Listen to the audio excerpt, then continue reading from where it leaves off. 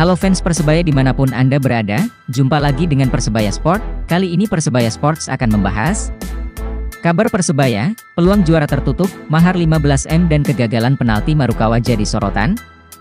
Sebelum kita lanjutin videonya jangan lupa subscribe, dan nyalakan loncengnya ya, agar kalian dapat notif berita seputar Persebaya. Tribunnews.com. Peluang Persebaya Surabaya untuk tetap bersaing dalam bursa juara Liga 1 2021 tertutup. Hal itu merujuk pada kekalahan Arema FC dari Bali United pada laga pekan ke-31. Tadinya, Arema FC diharapkan bisa menjegal langkah Bali United agar peluang Persebaya dan Arema FC tetap terjaga. Hanya, kemenangan Bali United 2-1 atas Arema FC membuat Serdadu Tridatu kini mengoleksi 69 poin, tak mungkin terkejar lagi oleh Persebaya yang punya 59 poin, dan Arema FC 58 poin dengan masing-masing punya 3 laga tersisa. Selain kabar tertutupnya peluang Persebaya dan Arema FC, kabar terkait Bajul Ijo diramaikan oleh sorotan terkait mahar fantastis Taisei Marukawa, yang mesti dikeluarkan Persebaya agar si pemain tetap bertahan. Hal itu terkait kegagalan Taisei Marukawa mengeksekusi penalti dalam pertandingan melawan Barito Putra, Senin, 14 Maret 2022, malam. Namun sayangnya, tendangan Taisei Marukawa sebagai eksekutor mampu dibaca dengan apik oleh kiper Barito Putra yaitu M. Riyandi. Hal itu pun kemudian menjadi sorotan, lantaran kinerja Taisei Marukawa dinilai tak sebanding dengan mahar yang diberikan Persebaya Surabaya untuknya. 1. Taisei Marukawa gagal eksekusi penalti. Catatan sempurna Persebaya Surabaya saat mendapatkan penalti akhirnya tercoreng, usai Taisei Marukawa gagal cetak gol saat laga lawan Barito Putra. Terdapat sejumlah momentum yang membuat Persebaya gagal mendapatkan 3 poin penuh. Satu momen penting tentu adalah kegagalan Taisei Marukawa mengeksekusi tendangan penalti di menit ke-81. Tendangan penalti yang didapatkan pada saat melawan Barito Putra, merupakan yang ke-8 bagi Persebaya Surabaya sepanjang musim ini. Jumlah itu merupakan yang terbanyak dibandingkan tim lain di BRI Liga 1 2021. Di 7 penalti sebelumnya, Persebaya Surabaya tak pernah gagal mengeksekusi tendangan penalti. 3 penendang penalti Persebaya yaitu Jose Wilkson, di putaran pertama, Taisei Marukawa dan Bruno Moreira tak pernah menyia-nyiakan kesempatan tersebut. 2. Fakta mahar Taisei Marukawa. Taisei Marukawa kembali menjadi sorotan bonek Persebaya Surabaya. Pemain berusia 25 tahun itu disorot usai gagal mencetak gol penalti saat melawan Barito Putra di pekan ke-31 BRI Liga 1 2021, Senin, 14 Maret 2022. Walhasil Persebaya harus puas berbagi angka dengan skor akhir 1-1.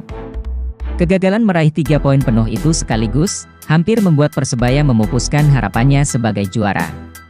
Bahkan tim besutan Aji Santoso gagal untuk merangsak ke posisi 3 besar pekan ini. Seperti diketahui, masa depan Taisei Marukawa sendiri masih belum jelas, akankah bertahan di Persebaya Surabaya musim depan atau justru hengkang ke tim lain. Kontrak Taisei Marukawa pun hanya tersisa hingga akhir musim, dan sudah rentetan tim Indonesia yang dikabarkan meminati pemain berusia 25 tahun tersebut. Beredar kabar bahwa Persebaya Surabaya harus menyiapkan mahar setidaknya 15 miliar rupiah untuk mempertahankan Taisei musim depan. Kabar tersebut menjadi bahan perbincangan, usai Taisei Marukawa gagal mengeksekusi tendangan penalti melawan Barito Putra semalam. Gagal penalti kok caluk 15M, gagal penalti kok minta 15M, cuit akun Twitter bonek magang seperti dilansir Surya.co.id. Sontak, cuitan itu pun dibalas oleh sejumlah akun bonek lainnya. Bonek masih penuh tanya apakah manajemen bakal benar-benar melepas sang pemain jika melihat mahar yang diminta setinggi itu. Bonek juga membandingkan Taisei dengan pemain asing lainnya yaitu Bruno Moreira, yang juga mengisi sektor serangan Persebaya musim ini. Malah aku luwe seneng Bruno SG bertahan timbang Taisei, Bruno gelem mudun bertahan dan sering menang duel saat bertahan, cuma kurang dipoles soal finishing aewes ngeri arek iki, tulis Gupo Kasix.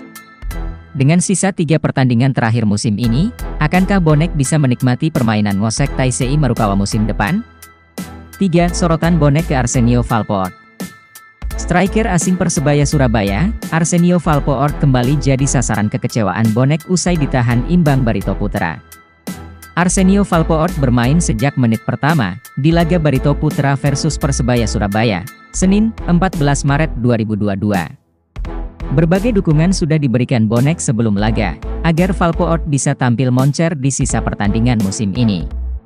Terlebih, bonek melihat kasus Bruno Cantanhede, Persib Bandung, yang telat panas dan berhasil cetak 2 brace di 2 pertandingan terakhir. Alih-alih mencetak gol, Valpoort justru kerap menyia-nyiakan peluang saat melawan Barito.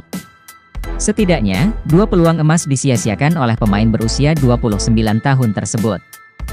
Peluang emas pertama adalah di menit-menit akhir pertandingan babak pertama.